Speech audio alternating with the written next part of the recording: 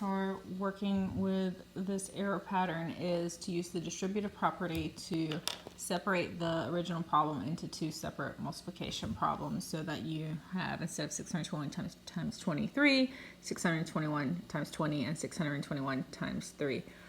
This will help the student have a foundation for partial products, and conceptually will help them understand that you're not simply multiplying column by column, but that the entirety of 621 has to be multiplied by the digit here and the 20 here. So they would multiply the two separate problems and then add together the result. Additionally, Ashlock suggests introducing the student to arrays to help them with the conceptual understanding. Because they're having such a significant conceptual misunderstanding, it may be necessary to introduce arrays with smaller numbers at first. So here we have a set of, or two sets of 3 as an example of an array.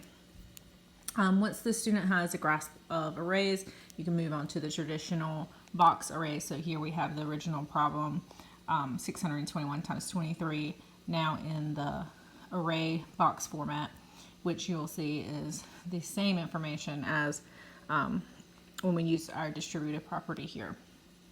The second suggestion Ashlock has is to use a paper mask to cover part of the problem while the student is working.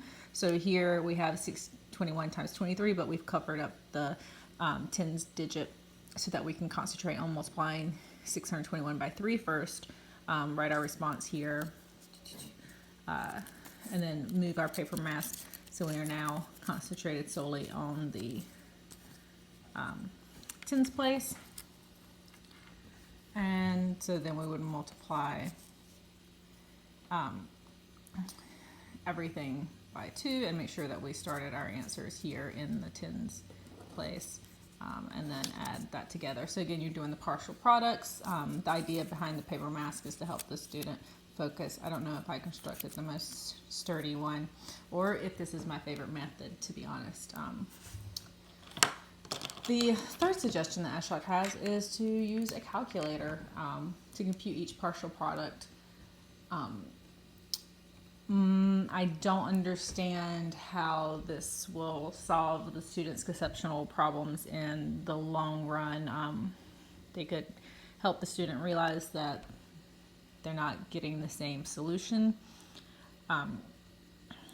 So as a checking mechanism, but I don't see it as solving the conceptual problems.